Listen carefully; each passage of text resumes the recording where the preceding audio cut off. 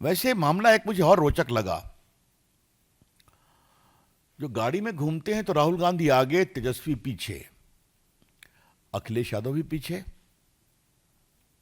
बीच में तेजस्वी जी की एक बहन रोहिणी जी दिखाई पड़ी थी उत्तर बिहार में कहीं पर।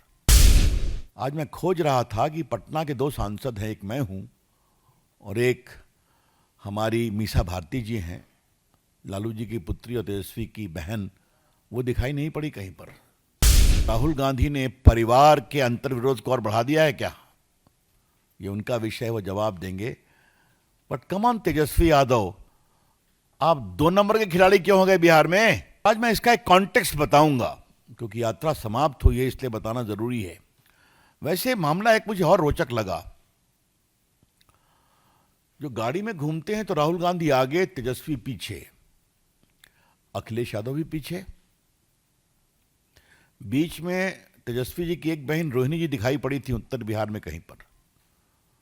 आज मैं खोज रहा था कि पटना के दो सांसद हैं, एक मैं हूं और एक हमारी मीसा भारती जी हैं, लालू जी की पुत्री और तेजस्वी की बहन। वो दिखाई नहीं पड़ी कहीं पर।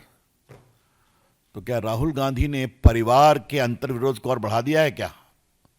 ये उनका विषय है, वो जवाब देंगे। But come on Tejashwi Yadav, आप 2 नंबर के खिलाड़ी क्यों हो गए बिहार में? जिस कांग्रेस का कोई वोट नहीं है वो आपके भरोसे चलती है और आप हो गए नंबर 2 प्लेयर। यह भी देखने की जरूरत है। मित्रों, मैं कॉन्टेक्स्ट पे आता हूं और यह हम आज बताना बहुत जरूरी समझते हैं। आपको याद होगा कि 24 के लोकसभा चुनाव में इन लोगों ने एक बहुत बड़ा तूफान खड़ा किया कि भाजपा आएगी तो संविधान बदलेगी, और इसके कारण 2 जगह असर निश्चित पड़ा।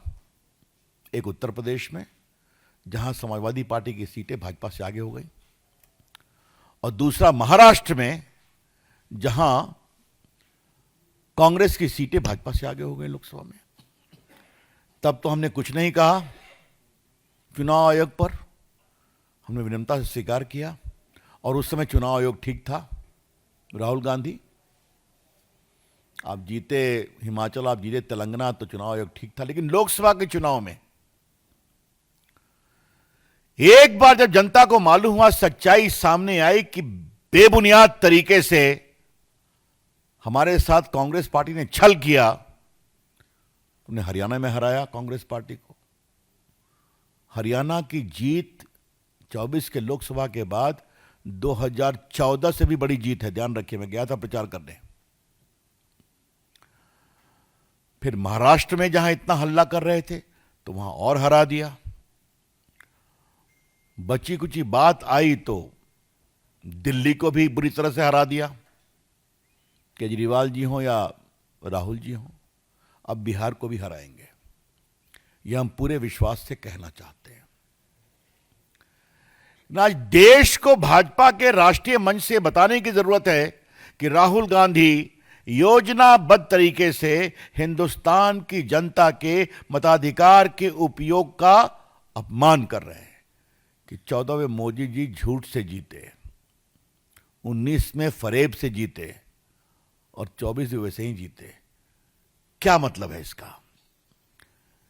आप तो विपक्ष को अपमानित करेंगे, मोदी जी को गाली पढ़ेंगे, आप बिहार हिंदुस्तान के मतदाताओं का भी अपमान करते हैं। राहुल गांधी, ये कौन सा आपका अहंकार है?